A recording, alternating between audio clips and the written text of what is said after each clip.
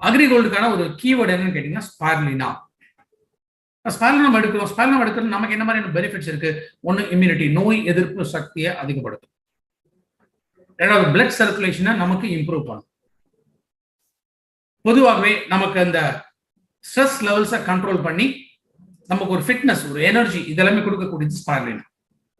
அதே மாதிரிதான் அக்ரி கோல்டை பொறுத்த வரைக்கும் மெயினா ரூட் டெவலப்மெண்ட் நல்லா இருக்கும். ரூட் டெவலப்மெண்ட் நல்லா இருந்துச்சுன்னா தான் வேர்கள் வழியாக அந்த ஊட்டச்சத்துக்கள் செடிகளுக்கு முழுமையாக கிடைக்கக்கூடியது. அப்ப இந்த பிரைமரி ரூட், செகண்டரி ரூட், முக்கியமாக ஒயிட் ரூட்ஸ். ஏன் ஒயிட் ரூட்ஸ் அப்படின்னா அந்த நுண்ணு ஊட்டச்சத்துக்களை உறிஞ்சி எடுக்கக்கூடியதான் இந்த வெள்ளை கலர்ல இருக்கக்கூடிய இந்த வேர்கள். ஸோ வேர்களோட வளர்ச்சியை ஹெல்த்தியாக்கக்கூடியது அக்ரி கோல்டு. அப்ப வேர்களோட வளர்ச்சி முக்கியமா எந்த ஸ்டேஜ்ல தேவை? முதல் ஸ்டேஜ்லயும் ரெண்டாவது ஸ்டேஜ்லயும் தேவை. அடுத்தது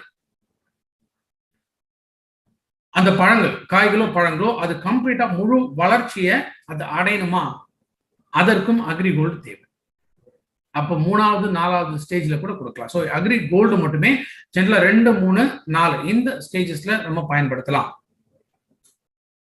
போட்டோசிந்தட்டிக் ஆக்டிவிட்டி அப்படின்னு இந்த போட்டோசிந்தட்டிக் ஆக்டிவிட்டிங்கிறது என்ன?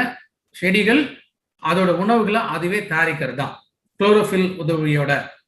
அப்ப இது அதிகமாச்சுன்னா ஆட்டோமேட்டிக்கா அதுகளுக்கு தேவைப்படக்கூடிய உணவுகளை தயாரிக்க முடியுது. அப்ப இன்னும் நல்ல வளர்ச்சியை கொடுக்கக்கூடிய, எஸ்பெஷலி நிலத்துக்குள்ள விளையக்கூடிய உற்பத்திகள் அது எல்லாருக்குமே அக்ரி கோல்டு ரொம்ப ரொம்ப அவசியம்.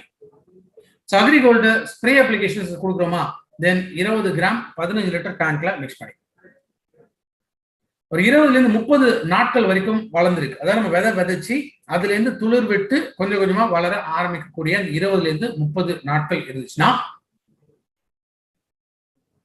அந்த பூ விடுறதுக்கு 20 நாட்களுக்கு முன்னாடி ஒரு டைம், பூ விட்டு 20 நாட்கள் கழிச்சு ஒரு டைம், இந்த ஸ்டேஜஸ்ல அக்ரி கோல்டை கொடுக்கணும். எவ்வளவுனா 15 லிட்டர் டேங்க்ல 20 கிராம் அக்ரி கோல்டை மிக்ஸ் பண்ணி, அப்படி இல்ல சாயில்ல டைரக்டா கொடுக்கல, சொட்டு நீர் பாசனம் பண்றாங்க அப்படின்னா அப்போ 100ல இருந்து 200 கிராம் ஒரு ஏக்கருக்கு பயன்படுத்திக்கலாம்.